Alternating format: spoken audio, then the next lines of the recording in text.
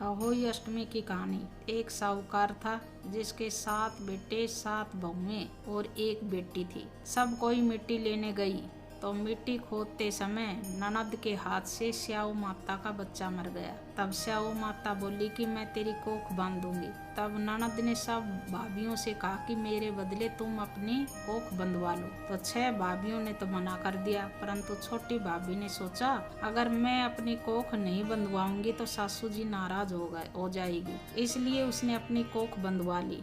तब उसके बच्चा होता और होई के 7वें दिन मर जाता। एक दिन पंडित जी को बुलाकर पूछा कि क्या बात है जो मेरा बच्चा होई 7 के दिन मर जाता है। तब उसने कहा कि तू सुरई गाय की सेवा कर। सुरई गाय स्याऊ माता की सहेली है, वह तेरी कोख को छुड़वाएगी, तभी तेरा बच्चा जिएगा। वह सुबह जल्दी उठकर सुरही गाय का काम कराती।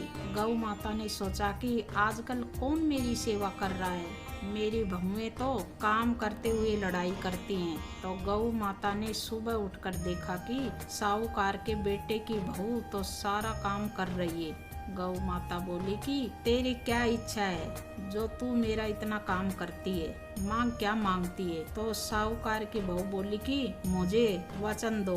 गौ माता ने वचन दिया तो वह बोली स्याऊ माता तुम्हारी सहेली है और स्याऊ माता ने मेरी कोख बांध रखी है, सो तुम मेरी कोख छुड़वा दो। तब गौ माता 7 समुद्र पार कर अपनी सहेली के पास जाने लगी तो रास्ते में धूप थी। वह एक पेड़ के नीचे बैठ गई। थोड़ी देर में एक सांप पेड़ पर आया और वहाँ गरुड़ पंखनी का बच्चा था जिसको डसने लगा।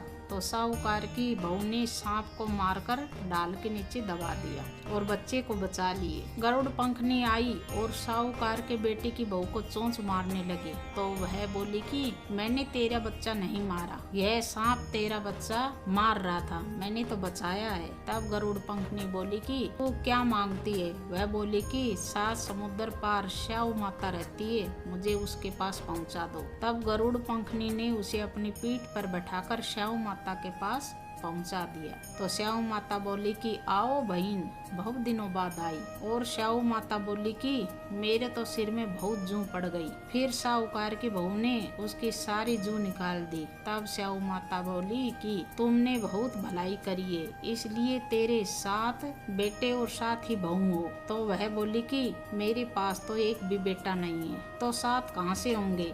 तब स्याऊ माता बोली कि क्यों नहीं होंगे। तब वह बोली कि पहले वचन दो। स्याऊ माता ने कहा कि अगर मैं वचन ते फिरूं को धोबी की घाट के कंकरी बनूं। तब साहूकार की बहू ने कहा कि मेरी कोख तो तेरे पास बंधी पड़ी है। तब स्याऊ माता बोली कि तूने तो मुझे ठग लिया, मैं तेरी कोख खोलती नहीं, किंतु अब खोलनी पड़ेगी। जा, तेरे घर 7 बेटे 7 बहुएं मिलेगी और 7 उजबन करियो, 7 मांडिया मारनियो, 7 कहानी कहियो।